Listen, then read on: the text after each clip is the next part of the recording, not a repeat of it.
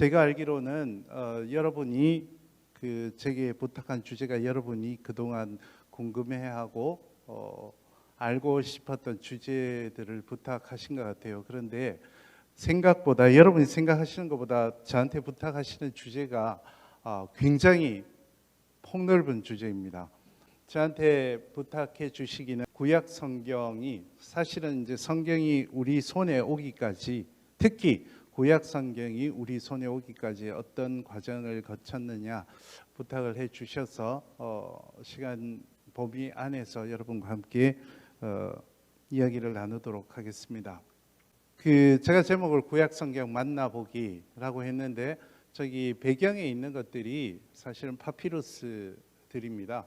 그래서 저는 어려서부터 정말 내가 자발적으로 성경을 읽어본 적이 있는가를 생각해보고, 또 자발적으로 성경을 읽는다면 내가 어떻게 성경을 읽으면 좋을까, 이런 고민을 가지고 계속 살다가 보니까 대학을 가서 다른 전공을 했는데도 이 질문이 제게서 떠나지 않았고요. 이 질문, 성경을 어떻게 읽으면 좋을 것인가, 이 질문 때문에 결국은 신학교를 가게 됐습니다. 그런데 항상 제가 가지고 있던 질문을 여러분에게도 한번 해봅니다. 여러분은 성경을, 특히 오늘은 제가 이제 구약 성경이 전공이기 때문에 구약 성경을 어떻게 읽고 계십니까? 여러분이 특히 구약 성경, 신약 성경도 마찬가지지만 구약 성경을 대할 때 제가 생각할 때는 두 가지 잊기 쉬운 사실이 있습니다. 첫 번째는 구약 성경이 우리말로 기록되지 않았다는 사실을 잊어버리실 수가 있어요. 그래서 처음부터 우리말로 기록됐다고 여러분이 생각하실 수가 있습니다. 두 번째로 20세기에 기록되었다고 착각하실 수 있습니다. 착각은 아니지만 이게 생각보다 굉장히 오래전에, 그것도 굉장히 먼 곳에서 기록됐다라는 사실을 잊어버릴 수가 있습니다. 그래서 여러분이 지금 성경을 펼치시면 읽을 수 있는 구약 성경과 실제 구약 성경, 그리고 구약 성경의 세계는 여러분이 상상하는 것보다 훨씬 더 먼 곳에 있습니다. 그런데요, 이 두 가지 사실을 잊어버리고 그냥 무턱대고 성경을 읽다 보면 무슨 뜻인지 하나도 이해를 못하거나 아니면은 원래 의미하고 상관없이 읽을 가능성이 있습니다. 그래서 성경은 공부를 해야 되는 책입니다. 여러분이 다 신학교 와서 공부하시면 좋겠지만 그렇진 않잖아요. 근데 이제 그 대안으로 여러분이 교회에서 하시는 여러 가지 공부를 정말 열심히 하셨으면 좋겠어요. 그 가운데 제가 여러분이 저한테 부탁하신 주제가 구약 성경이 과연 어떤 과정을 거쳐서 우리 손에까지 오게 됐는가, 사실은 한 2500년이 넘는 역사를 한 30-40분 만에 말씀을 드려야 되는 겁니다. 자, 이 그림이 뭔 것 같습니까? 그렇죠? 예. 여러분, 출애굽의 이야기를 제가 예를 들게요. 출애굽의 이야기를 여러분이 출애굽기에서 읽습니다. 출애굽기에서 읽는 출애굽의 사건을 언제 기록했다고 생각하세요? 누가는 좀 더 어려운 질문이라. 출애굽하고 지금 모세가 아마 저 홍해 앞에서 뭘 하고 있는 것 같은 그림이에요. 저때 옆에서 누가 따라다니면서 기록을 했을까? 사실은 여러분, 구약 성경의 시대는 저 시대는 지금부터 3200년, 300년 전이거든요. 그때는 글을 쓸 수 있는 사람도 드물었고 글을 쓰는 방법도 지금처럼 간편하지 않았습니다. 그래서 아마도 처음 출애굽할 때는 그 사건을 본 사람들만 있었을 것입니다. 그리고 입에서 입으로 이야기가 전달되다가 누군가 기록을 하고 그 기록의 단편들이 오래 지속되다가 그것이 오랜 세월을 거쳐서 우리가 보는 출애굽기가 되었을 것입니다. 그래서 제가 무슨 말씀을 드리냐면 우리가 읽는 구약 성경과 그 구약 성경이 말하는 사건 사이에는 그 사이에만도 굉장히 큰 간격이 있다는 것을 우리가 먼저 생각할 필요가 있습니다. 사건이 있고 바로 그 자리에서 기록해서 자 우리 요즘 책 인쇄하듯이 그렇게 인쇄하지 않았거든요.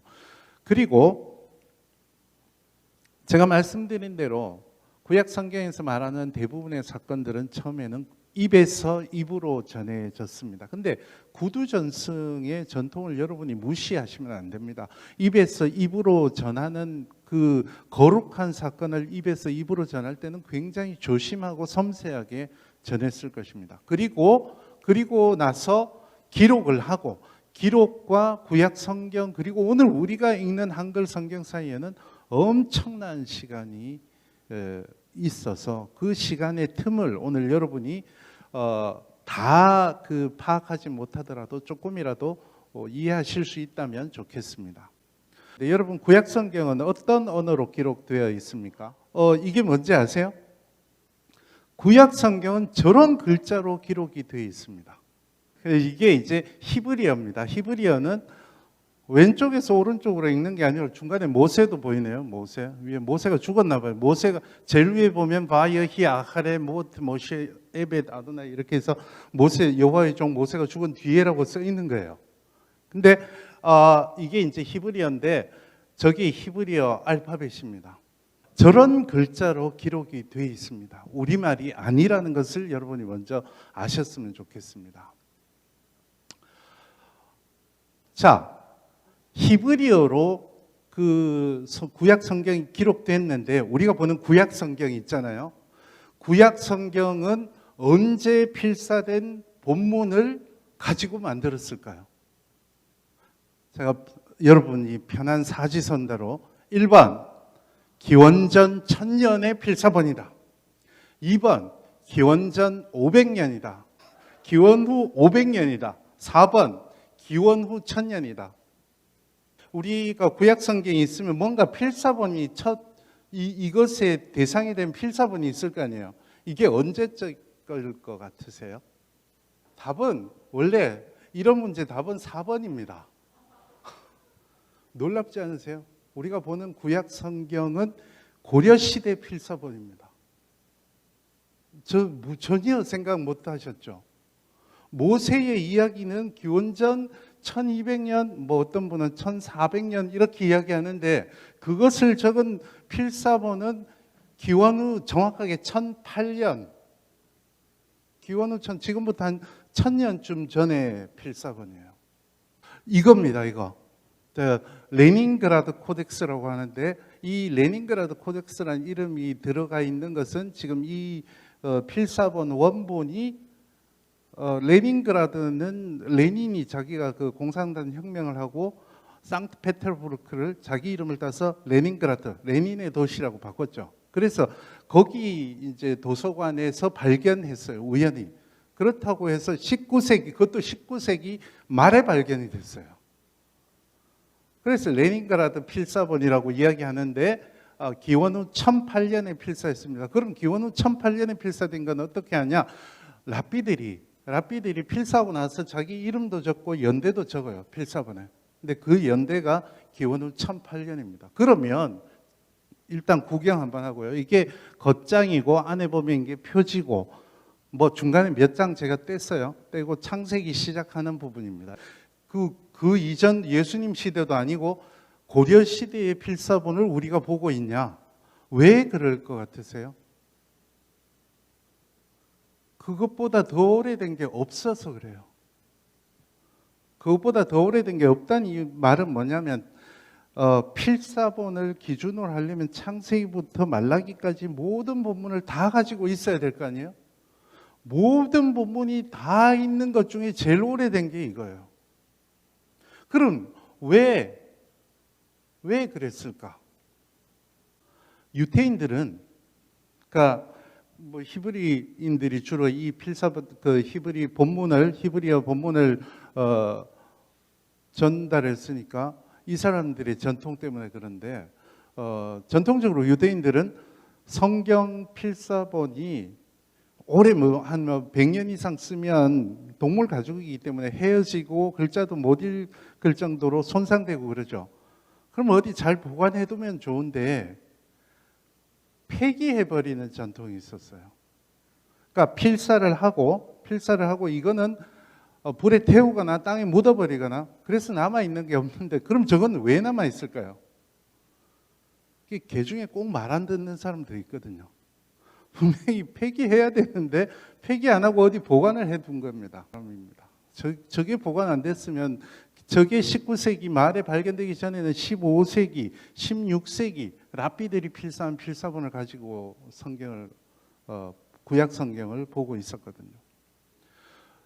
정말 그러면 더 오래된 건 없냐? 있어요. 있긴 있는데 이제 뭐가 있는지 그리고 문제는 뭔지를 제가 두 가지만 말씀을 드릴게요. 70인역이라는 게 있습니다. 여러분 70인역 하면 아시는 이야기가 혹시 있나요? 70인역은 히브리어로 필사가 됐다 그랬지, 히브리어로 기록됐자 그랬잖아요. 구약 성경이 헬레니즘 시대라고 혹시 아십니까? 이건 아셔야 되는데. 그 헬레니즘 시대 알렉산더 대왕이 기원전 333년에 이수스 전투에서 페르시아를 물리치고 나서 전 세계를 헬레니즘 그리스어로 통일을 했죠. 인도까지 갔다 왔으니까 알렉산더가 전 세계를 헬레니즘화하고 나서 유태인들도 헬레니즘화 되기 시작했습니다. 그래서 히브리어를 점점 잊어버리기 시작했어요. 그래서 히브리어 아는 유대인들이 거의 없어지는 상황까지 벌어져서 구약 성경이 그리스어로 번역되기 시작했습니다. 그게 이제 70인역이라고 하는데 아리스테아스 편지라는 게 있는데 이게 이제 처음 70인역이 그러니까 히브리어 성경이 그리스어로 어떻게 번역됐는지를 이야기해 주는 문서예요. 기원전 2세기의 문서입니다. 여기 보면 이 아리스테아스 편지라는 것은 편지라 그래서 여러분이 뭐 연애 편지 쓰듯 한 장이 아니고 단락 한 2만 단락이 300단락이 넘어서 한 이 정도 두꺼운 이건 거의 논문인데 어쨌든 여행기입니다. 한마디로 말하면 아리스테아스라는 사람이 필로크라테스라는 사람에게 보낸 긴 편지인데 322단락이나 되는 길고 장황하고 현학적인 글인데요. 기원전 2세기에 유대교를 변증하기 위해서 기원전 3세기 이야기를 하고 있는 그런 문서입니다. 이 문서의 내용은 크게 두 가지입니다.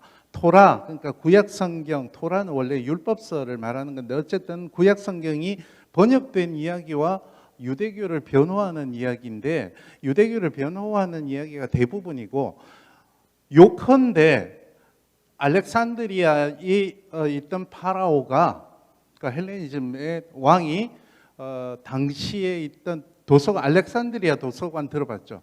이 도서관에 문서들을 막 끌어모으기 시작했습니다.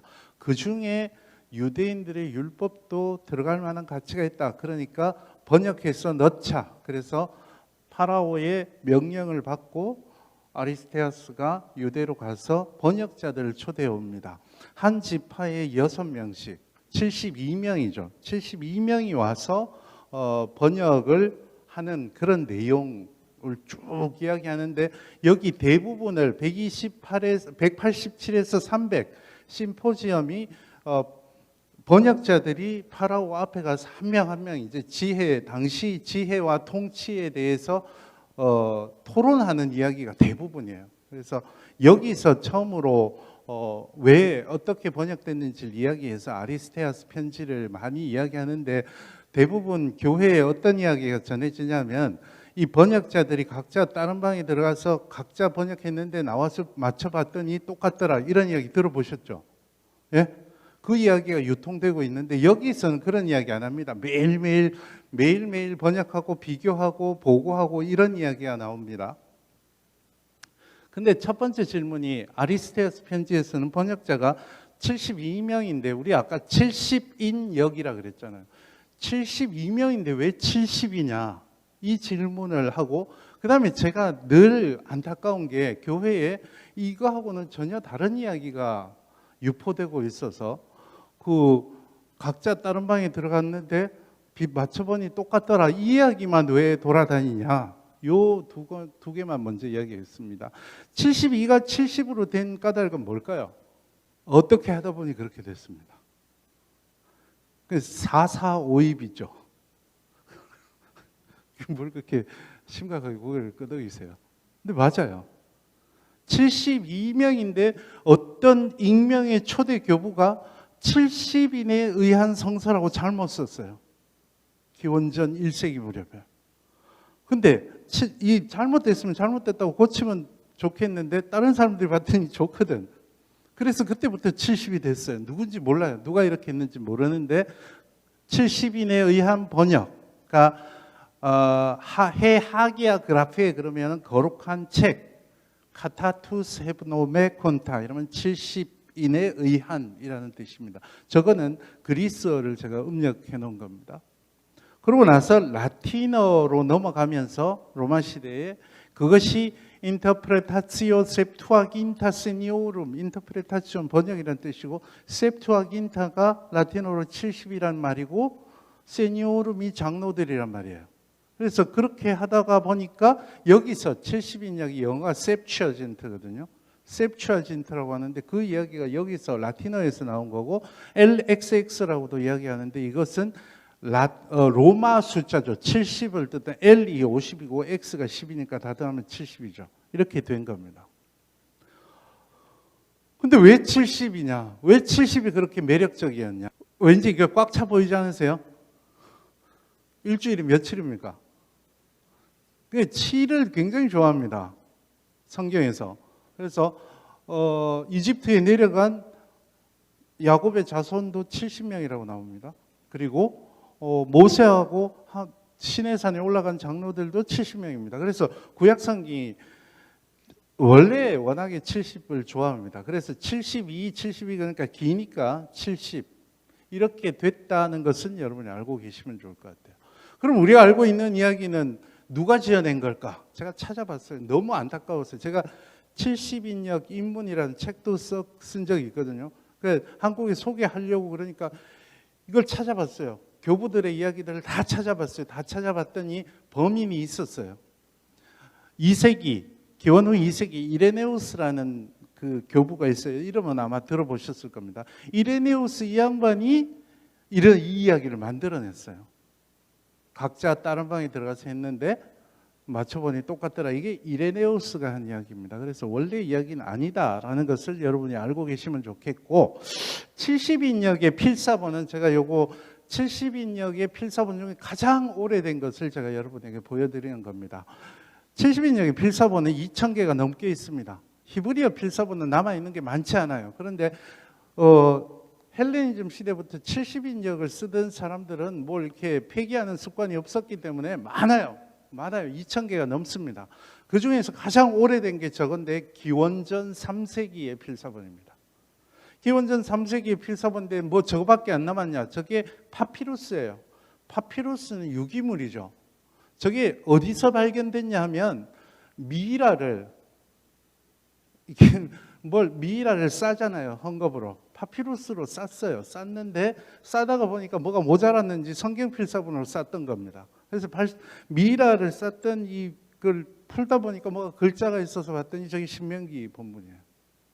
저게 이제 기원전 3세기 가장 오래된 70인역의 필사본이고 요거는요 전형적인 파피루스 필사본인데 기원 후 2세기 에스겔서 다니엘서가 기록되어 있는 필사본이에요. 그래서 기원 후 2세기 필사본입니다. 그리고 70인역의 본문은 이 필사본이 가장 표준입니다. 기원 후 4세기. 그러니까 아까 히브리어 필사본보다 약 700년이나 더 오래됐죠. 기원 후 4세기면. 기원 후 4세기 이건 이제 바티칸 사본이라고 이야기하는데 바티칸 사본이라고 이야기하는 이유는 지금 로마 바티칸에 있기 때문에 그래요. 기원 후 4세기에 여기에는 구약 성경도 있고 신약 성경도 있습니다. 왜냐하면 70인역은 나중에 이제 기독교인들이 계속 선교를 하면서 썼기 때문에 이 뒤에 구약 성경 뒤에 신약 성경도 같이 붙어 있는 필사본입니다. 이것뿐 아니라 무지하게 많은 필사본이 있어요. 그럼 왜 이걸로 안 하고 11세기 걸로 하나? 왜 그럴 것 같으세요? 왜 더 오래됐는데 이걸로 우리 본문을 삼지 않고 11세기 본문으로 삼았을까요? 오래는 됐는데 이건 번역본이잖아요. 번역본이기 때문에 쓰진 않습니다. 그러나 굉장히 중요한 70인역은 여러분이 좀 아셨으면 좋겠어요. 굉장히 필사본도 많고 본문도 오래된 본문들이다. 더 오래된 건 없을까? 그게 이제 쿰란 성경 본문이라는 게 있어요. 지금 뒤에 그림에 나오는 건데 성경 본문에서 쿰란은 정말 중요한 개념이라 쿰란 이제 나중에 어디 가서 쿰란 들어봤다라고라도 말씀하시면 됩니다. 그래서 쿰란과 관련된 게 1947년이 중요합니다. 제가 지금 이 이야기하면 여러분 들어보셨습니다. 1947년 성서학은 특히 구약 제가 전공하는 구약 성경은 1947년 이전과 1947년 이후로 나뉩니다. 왜냐하면 1947년에 사해 아시죠? 사해 서북 쪽에 있는 와디는 건기와 우기가 있는 기후에서 우기에만 물이 흐르는 건천을 와디라 그러죠. 와디 이름이 쿰란입니다. 이 와디 쿰란 근처에 양을 잃어버린 베두인이 양을 찾아다니다가 동굴을 보고 돌을 들어가기 무서우니까 돌을 탁 던 그 동굴이 어디냐면 이 동굴입니다. 위에 보면 가운데 까만 거 보이세요? 저게 그 동굴이고 밑에 보면 그 동굴 앞에 한 사람이 쭈그리고 앉아 있을 겁니다.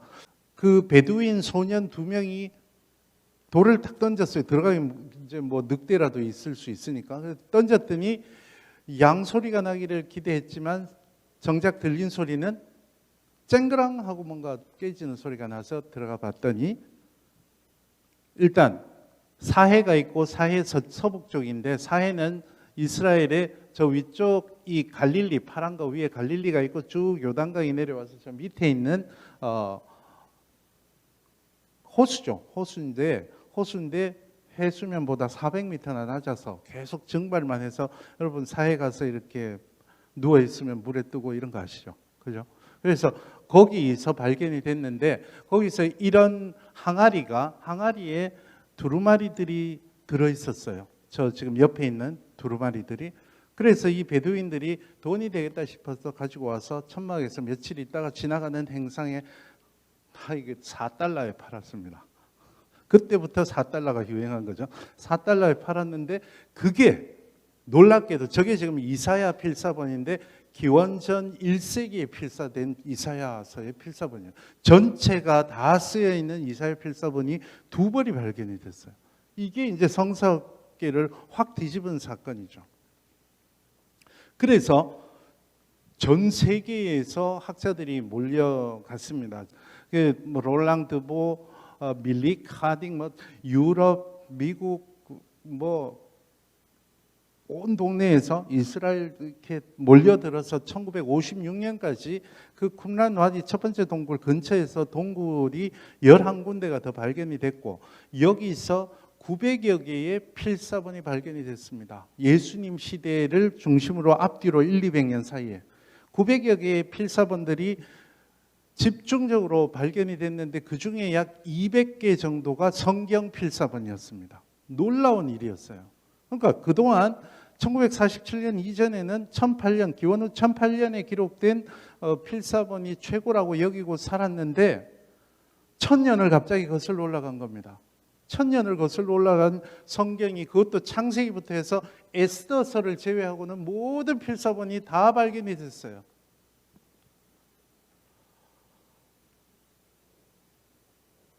저거는 이제 1953년에 월스트리트 저널에 나왔던 광고인데 그 밑에 제가 화살표로 해놓은 게 이제 그 판다고 나온 겁니다.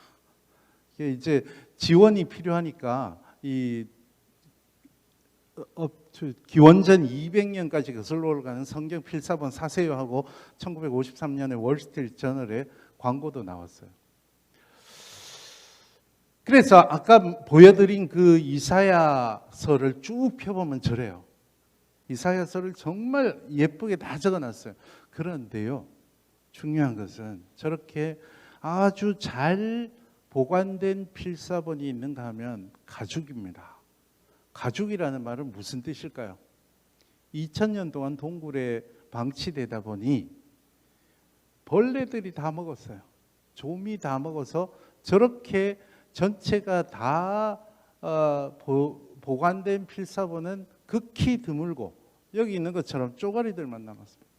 손톱만한 쪼가리부터 시작해서 이거를 지난 50년 동안 퍼즐 맞추기를 학자들이 한 겁니다. 그래서 2002년에 공식적으로는 이제 그만한다 그러고 마쳤어요. 그런데 아직도 예루살렘의 그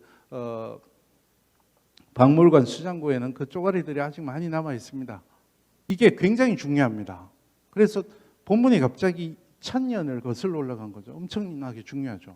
근데 문제는 제가 말씀드린 대로 이 벌레들 때문에 정말 히브리어고 구약 성경의 원어고 지금 우리가 보던 필사본보다 1000년이나 더 오래됐는데 문제는 불완전합니다. 역대기 같은 경우에는 역대기 길잖아요. 3조각밖에 안 남아 있습니다. 요만한 거 3조각밖에 안 남아 있어요. 그래도 역대기는 역대기니까. 근데 이걸 본문으로 삼을 수가 없잖아요. 그래서 문제가 생기는 거죠. 필사본들이 많은데 그래서 우리가 보고 있는 건 기원 후 1008년의 필사본이지만 저 같은 학자들 특히 제가 전공한 것이 이런 본문들을 비교하는 걸 전공하고 있기 때문에 학자들이 여러분이 보는 성경이 오기 전까지 필사자들이 정말 열심히 막 하나님이라는 이름 나올 때마다 목욕하고 했지만 잘못 필사하는 것들이 있어요. 필사 오류라고 이야기합니다. 나올 수밖에 없습니다. 여러분 한 문장을 써도 여러분 오타 냅니까? 안 냅니까? 오타가 날 수밖에 없습니다. 성령님이 왜 오타를 내게 하셨을까? 성령님이 오타를 낸 게 아니라 사람이 피곤해서 오타를 낸 겁니다. 그래서 여러 가지 본문들이 있는데 이 본문들이 고대 본문들이 다 똑같으면 문제가 없는데 비교해 봤더니 달라요. 조금씩 다르면 둘 중에 뭔가 하나를 선택해야 되잖아요. 그죠? 다 본문이라고 이야기할 수는 없으니까. 이런 것들을 하는 작업이 본문 비평이라는 작업이고 여러분이 보는 성경은 그동안 저를 비롯한 많은 학자들이 저는 뭐 꼬랑지에 불과하지만 엄청난 학자들이 이런 필사본들을 가지고 대조하고 맞추고 어느 게 더 오래됐을까를 보고 결정한 본문을 여러분이 읽고 있는 겁니다. 그래서 굉장히 오랜 세월에 걸쳐서 많은 사람들의 노력이 여러분이 읽는 성경의 세계가 여러분이 읽는 성경이 오기까지 있었다라는 것을 알고 계시면 좋겠어요. 이 세계를 인정하지 않으면 자칫하면 우리가 보는 한글 성경이 우상화될 수 있습니다. 한글 성경 글자가. 그래서 이런 과정들을 여러분이 한 번쯤은 기억하고 계셔야 되고 여러분이 본문을 보기까지 본문 비평을 하는 사람들의 굉장히 피땀 어린 수고가 있었다는 걸 좀 인정할 필요가 있습니다. 그래서 나오는 히브리어 성경들이 이제 신학교에서 목사님들이 신학교에서 배우셨던 이런 성경들이 나오게 되고 여러분이 보는 성경은 이 성경을 번역한 겁니다. 이 성경 본문은 그동안 제가 말씀드렸던 70인역 본문 굉장히 오래됐잖아요. 쿰란 성경 본문은 더 오래됐잖아요. 이런 것들을 다 하나하나 참조해서 재구성한 본문입니다. 가장 성경의 사건을 전하는 최초의 본문과 가깝다고 판단되는 본문을 여러분에게 제공하는 거죠. 근데 우리는 히브리어 성경 읽지 않고 우리말 성경을 한글 성경을 읽잖아요. 제가 이제 신약 성경 같은 경우에는 훨씬 더 19세기 중후반부터 번역이 됐습니다. 근데 저는 이제 신약 성경은 제 영역이 아니니까 넘어가고 구약 성경, 우리말 성경이 여러분 손에까지 어떻게 왔는지만 간단하게 소개를 해드릴게요. 구약 성경 중에 가장 먼저 번역된 것은 1898년에 러시아 출신의 선교사, 원래 이분은 유태인이었어요. 유태인이었다가 기독교로 개종하고 우리나라에 선교사로 온 알렉산더 피터스라는 분이 있었어요. 알렉산더 피터스가 1898년에 시편 찰료가 이제 선집이라는 뜻이에요. 시편 찰료라고 해서 시편 150편 중에 62편을 뽑아서 번역한 것이 최초의 구약 성경 번역입니다. 그리고 나서 구약 성경 전체가 번역된 것은 지금 여기 보이시는 것처럼 구약 전서에서 1911년에 대영 성서공회가 이제 제정을 됐겠죠. 그래서 저기 보면 오른쪽에 보면 구주광생 1911년 대일본 명치, 이게 이제 일제 강점기라 이렇게 된 겁니다. 대일본 명치 44년 조선 경성 대영 성서공회 이렇게 돼 있어요. 이게 이제 최초의 구약 성경이고 신약 성경도 이때 이제 같이 합본으로 나왔습니다. 이 구약 성경, 이걸 우리가 편의상 구역이라고 이야기합니다. 구역, 옛날 번역이라고 해서 구역을 저는 재조명해야 된다고 보는 사람 중에 하나인데, 왜냐하면 한글밖에 모르는 사람들을 위해서 번역했습니다. 그래서 순 우리말 번역입니다. 순 우리말 번역. 정말 좋은 우리말들이 많이 여기 들어가 있어요. 여기 얼핏 안 보이시겠지만 우리말밖에 없어요. 그런데 문제는 1912년에 구역 성경이 나오자마자 언더우드가 우리나라에 와서 여기 번역회에 들어가면서 개혁이 시작됐습니다. 무려 37년이니까 몇 년이에요? 26년 동안 개혁을 했습니다. 근데 언더우드는 왕실과 결탁을 했던 선교사였죠. 그러니 당연히 대상이 누구였을까요? 양반들입니다. 그래서 1937년에 이 성경 개혁이 나왔는데 곡한문 혼용체로 싹 다 바꿨습니다. 구역의 순우리말 번역이 국한문 혼용체로 싹 바뀌면서 이 말투가 지금 여러분 보는 성경 말투가 된 겁니다. 그래서 전 참 안타깝습니다. 구역이 순우리말의 그 구역이 그대로 그 전통을 이어갔더라면 젊은 분들이 성경을 읽는데 훨씬 더 좋았을 거라는 생각을 하는데, 안타깝게도 이 언더우드를 중심으로 해서 개혁위원회가